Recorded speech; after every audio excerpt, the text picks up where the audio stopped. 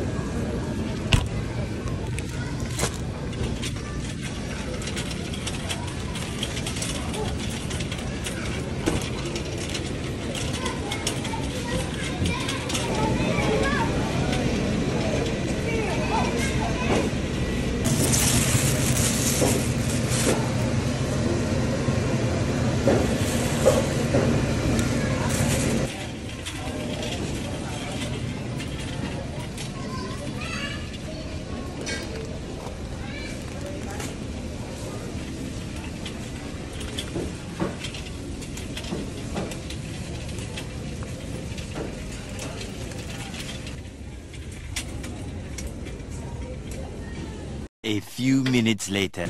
So yun guys, kakauwi ko lang galing grocery. So ngayon, samahan niyo ako, gagawa ko ng beef and cheese quesadilla. So yun guys, yung mga kailangan natin para sa ating beef cheese quesadilla. Meron tayong ground beef, Mexican tortilla, onion and garlic, at mozzarella and cheddar cheese na grated. So yun guys, so magasa ko na yung pan. Ngayon bubuuin na natin yung tortilla. Painit lang natin siya ng ganyan.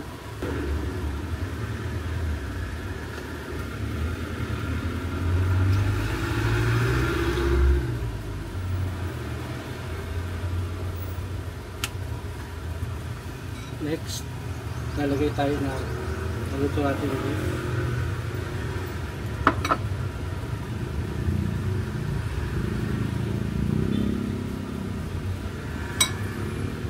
And then, ang ating grated part, cheddar and mozzarella.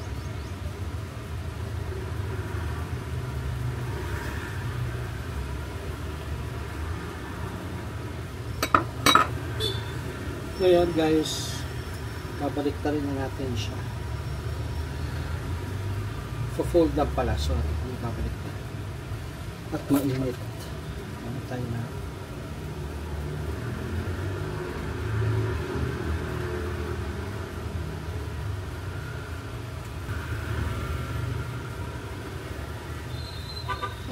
Flat lang natin siya. Then Balik na rin.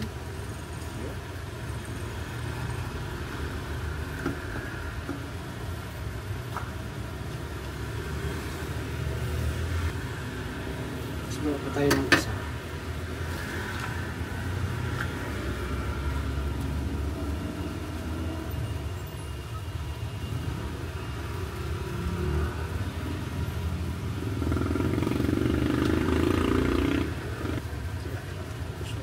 Beef bread.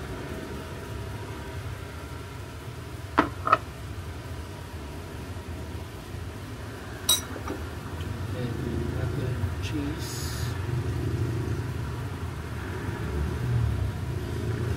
So guys, ito pwede kang gumawa cheese lang kung gusto mo eh. Pwede yan.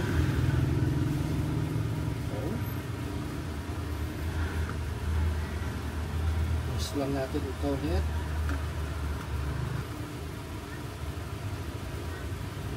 So, tingin ko mga 2 to 3 minutes per side natin siya lulutuin para talagang mag-melt yung cheese sa loob. Yun yung nahabol natin dyan. Kasi yung beef natin, luto naman na yan. Yan, pagka medyo ganyan na siguro, pwede na yan. Yan guys, so may nakalabas pang cheese. Antay lang natin ito. Press lang natin siya ulit. Yun, makatas siya. Beef. Para siyang ano, pita bread.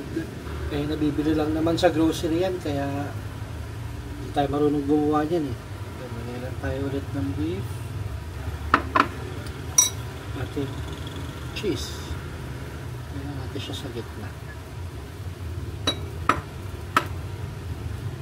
Tapos, flip na natin. So yun guys, tapusin ko lang lahat to. So yun guys, tapos natin maluto yung beef cheese quesadilla. Tara, tikman natin to.